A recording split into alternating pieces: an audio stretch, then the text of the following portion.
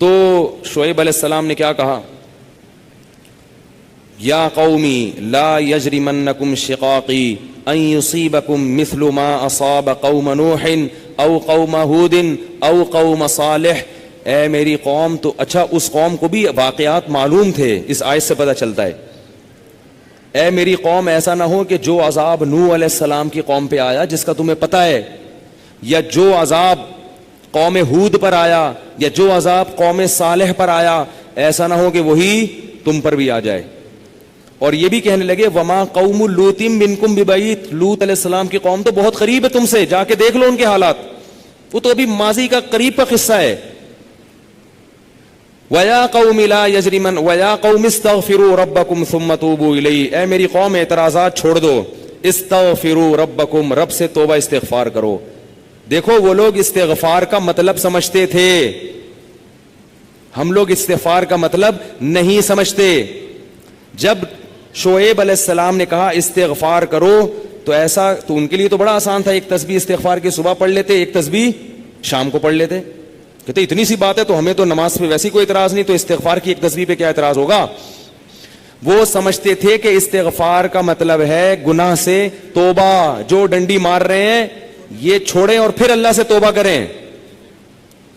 یہ والی توبہ آج کل مارکیٹ سے کیا چل رہی ہے، بہت سی چیزیں مارکیٹ میں شارٹ ہو گئی ہیں. بھائی لوگ چینی کو روتے ہیں، یہ شارٹ ہو گئی، وہ شارٹ ہو گئی، وہ بھائی بہت ساری چیزیں شارٹ ہوئی ہوئی ہیں.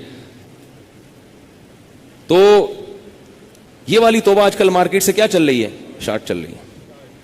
استغفار استغفر اللہ، ڈرامہ دیکھ کے بھی استغفار ہو رہا ہے، ہائے ہائے کیسا ہو گیا، کیسی ہیروئن ہے، توبہ توبہ، ٹھیک ہے نا کیسا ہیرو ہے، ہائے اتنا گندا گانا، توبہ توبہ استغفر اللہ. تو یہ استغفار چل رہا ہے آج کل. تو استغفار کا مطلب وہ لوگ، بولو بھائی سمجھتے. وہ کچھ لوگ بیٹھے ہوئے تھے نا، ایک بس میں جا رہے تھے، سب ایک بس میں جا رہے تھے، ذرا دیندار تھے وہ، تو سب نے تہیہ کیا بھائی اگر کوئی لڑکی خاتون ماتون نظر آ گئے نا تو استغفار پڑھنا بھائی، ٹھیک ہے نا، کیا کرنا ہے تاکہ نظریں نیچی کر لیں، توبہ استغفار. تو جیسے ہی ایک نے پڑھا نا استغفار استغفر اللہ، تو سب نے کہا کہاں ہے کہاں ہے کہاں ہے سب نے کیا کہا، وہ لاشعوری طور پر نکل گیا نا کہ چلو استغفار کریں گے لیکن دیکھ تو لیں، بولے بتا یار کہاں ہے کہاں. تو وہ لاشعوری طور پر ہوتا ہے بعض دفعہ. تو شعیب علیہ السلام نے کیا کہا، استغفروا ربکم ثم توبوا الیہ ان ربی قریب مجیب ان ربی رحیم ودود. ایک جگہ فرمایا رحیم بھی ہے اور بہت محبت کرنے والا ہے. ودود محبت کی سپرلیٹو ڈگری ہے، بہت محبت کرے گا تم سے، بہت زیادہ محبت، اتنی محبت کہ اس کے لیے تم نے گناہ چھوڑ دیا بھائی، بہت محبت کرے گا. تو ظاہر ہے اللہ جب محبت کرتا ہے تو ہماری طرح نہیں ہے کہ بہت محبت ہے بس ہے تو بھائی یہ پیسے دو، اتنی محبت ہے تو ٹھیک ہے نا.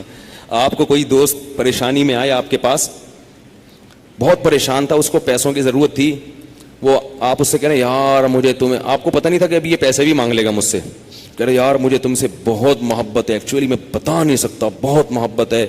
وہ بڑا خوش ہو گیا بھائی اب تو ٹھیک ہے بھائی. تو کہہ رہے یار مجھے نا 100 روپے کی ضرورت ہے. اب آپ کہہ رہے یار یہ کیسے موقع پہ میں نے اظہار کر دیا محبت کا، ٹھیک ہے نا. تو ہم لوگوں کی محبت کیسی ہوتی ہے، ایسی ہوتی ہے. اگر ہمیں پہلے سے پتا ہوتا پیسے مانگتا ہے تو ہم کیا کہتے ہیں، یار محبت کچھ نہیں ہوتا. مفتی صاحب نے بیان کیا تھا لویریا پر، وہ جا کے سن لینا، پھر ایسا کہیں گے ہم. تو اللہ جب کہہ رہا ہے نا کہ استغفار کرو گے تو میں کیا کروں گا، ودود بے پناہ محبت کروں گا، بے پناہ محبت. اس کا مطلب ہے کہ پھر اللہ نوازے گا، بہت بہت نوازے گا، رزق کی فراوانی کر دے گا، رزق کے دروازے کھول دے گا، دل میں سکون ڈال دے گا.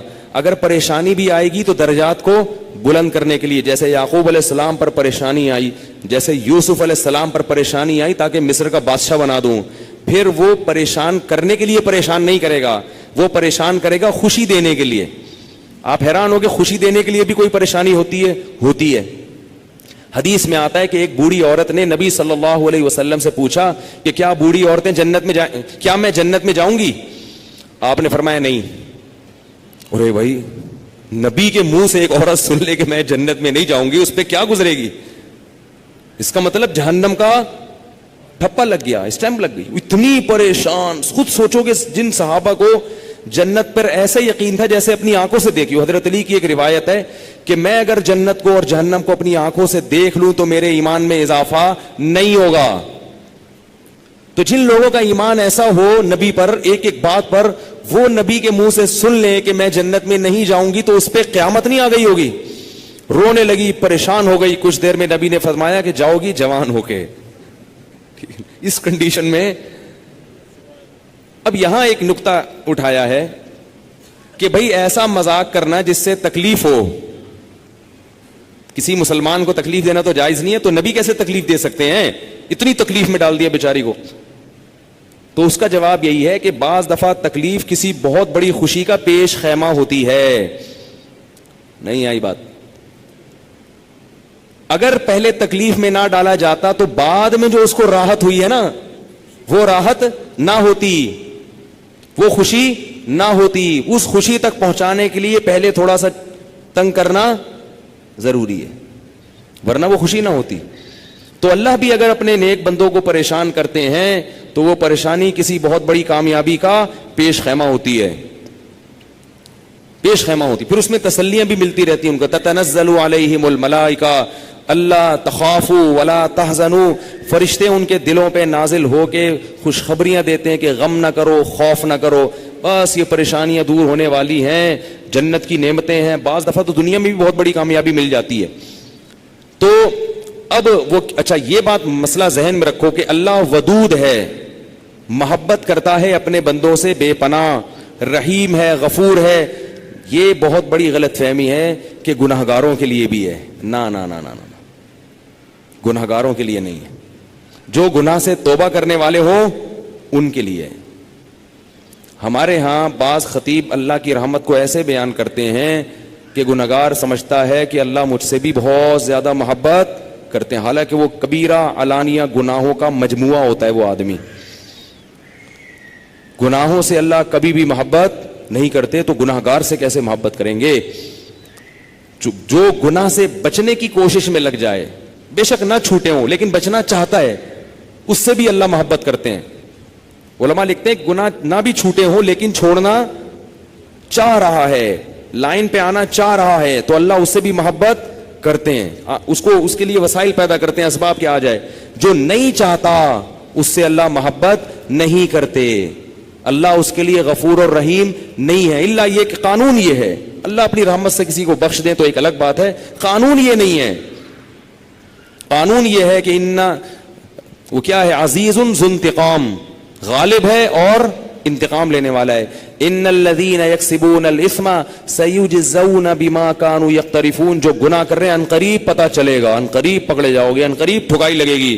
تو جس سے محبت ہوتی ہے اس سے ایسے باتیں کی جاتی ہیں. آپ کو جس سے محبت ہے آپ اس کو دھمکیاں دیتے ہیں اس طریقے سے. اللہ فرماتے ہیں کہ تمتعوا, مزے اڑاؤ مزے, ان مصیرکم الی النار, آنا جہنم کی آگ کی طرف ہے. حدیث میں آتا ہے کہ میں سب سے زیادہ غیرت مند اور اللہ مجھ سے بھی زیادہ غیرت مند ہے. اور اللہ کی غیرت کو اس وقت جوش آتا ہے جب کوئی اللہ کے حرام کردہ کاموں میں سے کوئی کام کرتا ہے. یہ کون چیخ رہا ہے بھائی؟ ان کو سنبھالیں بچوں کو باہر, کیا ہو رہا ہے یہ پیچھے لوگ بیٹھے ہوئے ہیں دیکھ نہیں رہے ان کو. تو اللہ کو غیرت کس وقت آتی ہے؟ حدیث کے الفاظ ہیں کہ جب کوئی بندہ اللہ کے حرام کاموں میں سے کسی کام کا ارتکاب کرتا ہے. اللہ کھلا رہا ہے, اللہ پلا رہا ہے, پھر آپ ناجائز کی طرف جا رہے ہو. تو حدیث میں یہ نہیں آتا کہ جب کوئی بندہ گناہ کرتا ہے تو اللہ کو اس بھی محبت کا بڑا جوش آتا ہے. نہ, پھر اللہ کو غیرت آتی ہے اور اللہ کی صفت انتقام جوش میں آتی ہے. اس لیے بھائی گناہ کرتے ہوئے اللہ سے ڈرا کرو, اللہ کی رحمت کی امیدیں گناہ کرتے ہوئے نہ لگایا کرو. ایسا نہ ہو کرنے کے دوران کوئی چھت گر جائے, زمین پھٹ جائے. بنی اسرائیل نے گناہ کیا تھا نا, ہفتے کے دن اللہ نے منع کیا شکار مت کرو, انہوں نے کر لیا, تو کیا اللہ بڑا غفور رحیم, اللہ نے معاف کر دیا فوراً. رات کو سوئے ہیں تو صبح کیا ہوا ہے, بندر اور سور جیسی شکلیں بنی ہوئی تھی. اللہ ہم سب کو محفوظ رکھے.